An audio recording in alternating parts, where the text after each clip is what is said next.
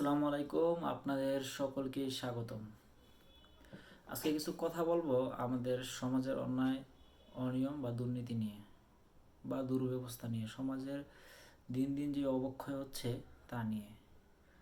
আমাদের সমাজ এরকম এক পর্যায়ে চলে গেছে যা খুবই জঘন্যতম একটা অবস্থা, যা নিয়ে এখনই আমাদের ভাবা উচিত, নয়তোবা পরবর্তীতে আমরা এর ফল ভোগ করতে হবে খুবই ভয়ঙ্করভাবে। তারই উদাহরণস্বরূপ আমি একটা কথা বলবো। গতকালকে একটা নিউজ দেখলাম, যেটা হচ্ছে আমাদের মুন্সিগঞ্জ সদর থানার বজ্রজীবনী ইউনিয়নের পুকুরপাড় একটা এলাকার। নিউজটা এরকম যে ওইখানে কিছু মাদকাসক্ত বা নেশাগ্রস্ত লোক প্রায় বা সবসময় নেশা করে বা একটা জায়গায় বা নেশাগ্রস্ত করে, যেটা হচ্ছে একটা বসত বাড়ির সামনে বা একটা রাস্তায়, যে রাস্তার আশেপাশে দিয়ে স্কুল কলেজের ছেলেমেয়েরা সবাই যাতায়াত করে। তো এমতো অবস্থায় ওই এলাকার এক ভদ্রলোক, তার নামটা আমার মনে নেই, আমি নিউজের নাম দেওয়া আছে উল্লেখিত সব আছে, আমি নিউজটা কমেন্টসে দিয়ে দিব, যে ওই ভদ্রলোক বাধাগ্রস্ত করে যে এই জায়গায় নেশা কেন করবেন বা এই জায়গায় নেশা করতে দিবেন, এরকম বাধাগ্রস্ত করে তারা চলে যায়। বিষয়টা হচ্ছে এরকম। পরবর্তীতে ওই নেশাগ্রস্তরা তাদের সাঙ্গপাঙ্গ নিয়ে বা তাদের দলের যারা ছিল সকলকেই নিয়ে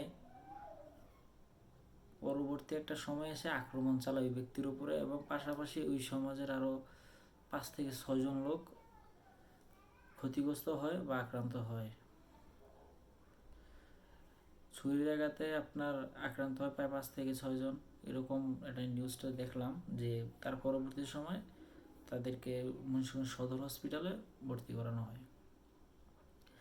একটা জিনিস চিন্তা করেন যে সমাজের কতটা অবক্ষয় হলে একটা লোক ভালো কাজে জন্য বা সমাজের মানুষের জন্য সবার কথা চিন্তা করে এই পদক্ষেপটা নিল, বা এরকম একটা কথা বললো যে আপনারা এই জায়গায় নেশা করতে পারবেন না, এখান থেকে যান, বা নেশা করাটা বাধাগ্রস্ত করলো। পরবর্তী সময় এসে তার বাড়িতে এরকম না, রাস্তায় বা তার বাড়িতে এসে আক্রমণ চালায়, বা কি পরিমাণ একটা দুর্নীতি বা অনিয়মের মধ্যে থাকলে এরকম জিনিস আমাদের সমাজে হতে পারে, এটা খুবই লক্ষণীয়। তারই ধারাবাহিকতায় আমি কিছু কথা আপনাদেরকে বলি। যে আমার বেশ কিছু ভিডিওতে হয়তো বা আপনারা বলতে পারেন যে আমি রাজনৈতিক দোরনা বা প্রচারণার ভিডিওগুলো করে থাকি। হ্যাঁ, এটা স্বাভাবিক যে আমি একটা রাজনৈতিক দলের সাথে যুক্ত আছি, সে কারণে, এবং আমার রাজনৈতিক দলকে আমার ভালো মনে হয়, যেটা সমাজের জন্য গ্রহণযোগ্য, তাই আমি ওই দলের প্রচারণা করি। এছাড়া আমি বেশ কিছু কথা বলি যে সমাজের ভালো মানুষকে অবশ্যই একসাথে বসবাস করতে হবে, একে অপরের সাহায্য সহযোগিতা করতে হবে, তা না হলে এরকম পরিবেশের সৃষ্টি হবে। এটা স্বাভাবিক। কারণ যারা দেখবেন যে সমাজ ছাড়া বিচ্ছিন্নভাবে বসবাস করে, তাদের উপরে জোরজাপটা বা বিভিন্ন আপদ বিপদ সবচাইতে বেশি হয়। আর যারা সমাজে একত্রিতভাবে বসবাস করে, তারা একে আরেকের বিপদে আপদে সাহায্য সহযোগিতা করতে পারে। তারই ধারাবাহিকতা এরকমই যে আজকে ওই ভাই একা প্রতিবাদ করার কারণে তার বাসায় এসে আক্রমণ করার সাহস দেখাতে পেরেছে।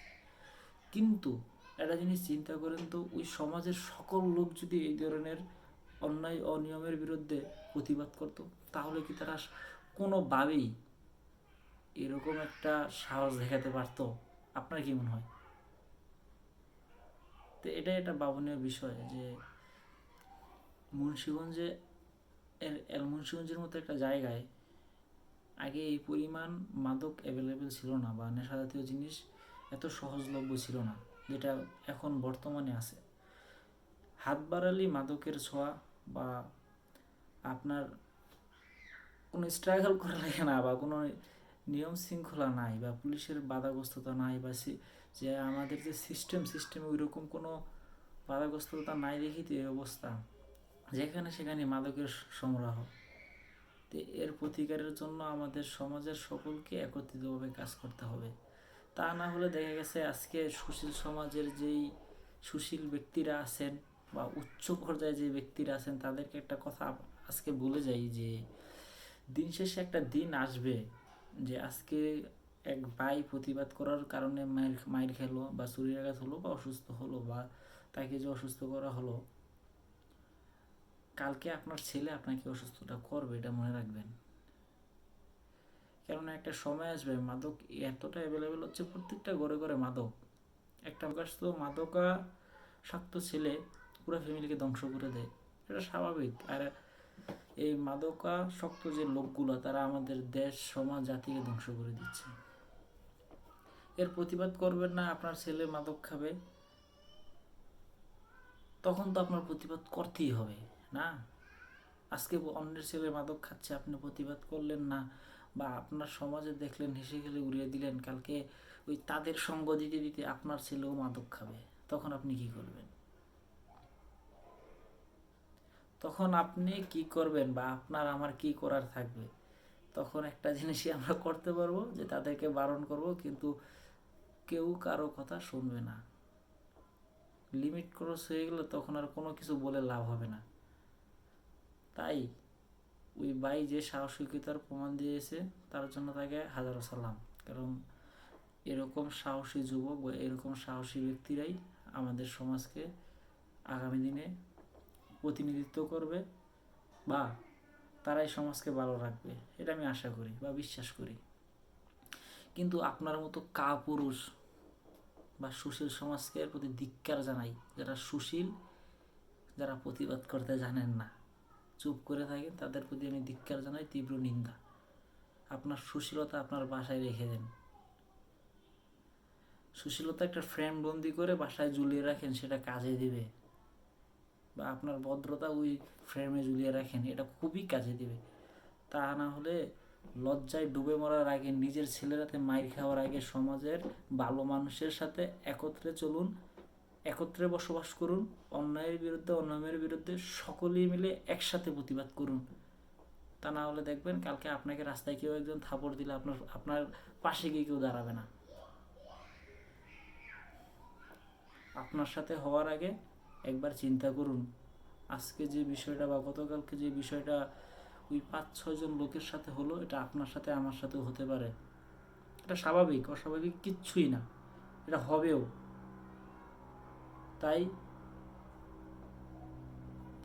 এই মাটির দায় শোধ করতে হলেও, এই মাটিকে পবিত্র রাখতে হলেও সকলকে একসাথে মিলে কাজ করতে হবে, অন্যায় অনিয়মের বিরুদ্ধে একসাথে কথা বলতে হবে।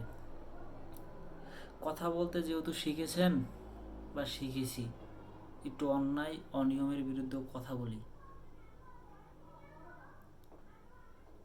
নিজের কথা চিন্তা না করে নিজের দেশের কথা, নিজের সমাজের কথা, নিজের আশেপাশের মানুষের কথাটাও একটু চিন্তা করেন।